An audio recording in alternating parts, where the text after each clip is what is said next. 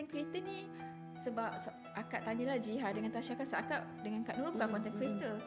So sebenarnya content creator ni dia apa, macam ambil brand untuk review ke ataupun buat content sendiri ke?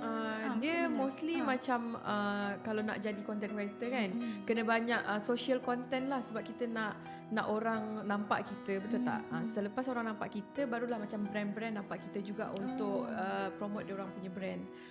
Kadang ada banyak produk yang tak ada branding lagi, sebab itulah dia nampak influencer yang dapat membawa brand dia orang, baru dia orang ambil kita macam tu. Tapi kena pandai buat konten lah. Macam mana dapat idea, creativity nak buat itu, satu video tu? Itu orang nampak senang kan? Sebenarnya susah. Sebab kita nak fikir macam konten apa yang boleh pergi, konten macam mana yang boleh nak naik viral. So benda tu memang susah untuk kita orang. Kadang-kadang ada konten juga yang kita orang buat tak naik, and then kita start balik semula. Macam tu. Dalam banyak-banyak sepanjang dah buat konten ni, konten apa video yang paling naik?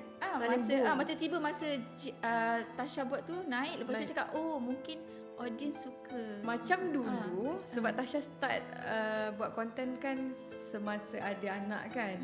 Macam dulu Tasha punya konten memang more tu ibu rumah tangga. Tasha buat konten dengan anak, Tasha buat konten dekat rumah yang macam live kita macam mana bersama keluarga. So orang suka. Tapi more tu Tasha punya more tu kelakar-kelakar. Dia macam bila orang nampak je macam kelakar. Tasha dulu digelarkan sebagai Ananda Tasha yang paling kelakar. Tapi sekarang ni Tasha dah behave.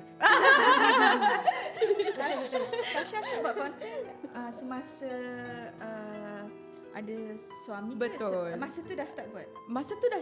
Start buat dah. Sebab tu masa konten tu hang start rumah naik tangga. yang masa live tu kan. Masa hang buat live hang start naik kan. Yang live bodoh-bodoh tu.